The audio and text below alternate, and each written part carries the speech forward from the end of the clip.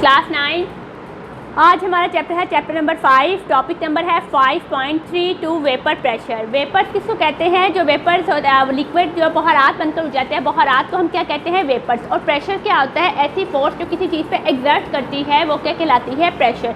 तो vapour pressure जो किसी लिक्विड सरफेस पे उस पर फोर्स एग्जर्ट करते हैं वो क्या कहलाते हैं? Vapour pressure.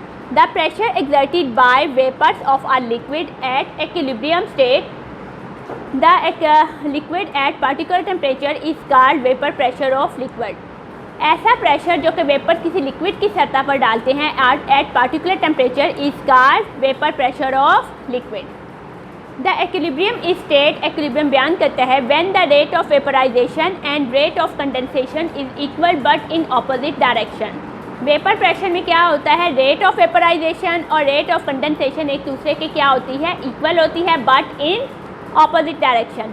वेपराइजेशन क्या प्रोसेस है? जिसमें लिक्विड जो होता है बहरात बनकर उड़ जाता है वो वेपराइजेशन है। और कंडेंसेशन क्या होता है? जिसमें लिक्विड जो गैस जो होती है दोबारा लिक्विड में कन्वर्ट हो जाए वो क्या कहलाती है? कंडेंसेशन।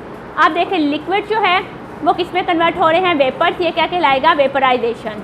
और जब वेपर्स दोबारा लिक्विड में कन्वर्ट होंगे ये क्या कहलाता है? कंडेंसेशन। वो फैक्टर्स जो जिस पे वेपर प्रेशर डिपेंड करता है वो कौन कौन से हैं? Nature of liquid, size of molecules and temperature. Nature of liquid, polar liquid है लो वेपर प्रेशर। जो पोलर लिक्विड्स होते हैं उनका वेपर प्रेशर क्या होता है? लो होता है। देन नॉन पोलर लिक्विड्स की एज सेम टेम्परेचर दोनों का सेम होगा लेकिन पोलर का वेपर प्रेशर लो होता है as compare to non polar liquid because of stronger intermolecular forces between polar liquid. क्योंकि जो पोलर लिक्विड्स होते हैं उनके पोर्स जो होते हैं वो डिफरेंट होते हैं, उनमें इंटरमोलिकुलर फोर्सेस ज़्यादा होती है जिसकी वजह से उनका वेपर प्रेशर कम होता है। जबकि नॉन पोलर्स जो होते हैं उनके पोर्स सेम होते हैं इसलिए उनकी इंटरमोलिकुलर फोर्सेस क्या होती है? इक्वल होती हैं, उनमें कोई अपोजिट चार्ज नहीं होता। For example water has low vapour pressure than that of alcohol. Alcohol का वेपर प्रेशर ज़्यादा होता है जबकि वाटर का वेपर प्रेशर कम होता है एट सेम टेम्परेचर। नेक्स्ट है size of molecule. Small size molecules can easily evaporate. Small size के मॉलिक्यूल्स जो होते हैं जल्दी एवापोरेट होते हैं। Then big size molecule liquid exert more vapour pressure.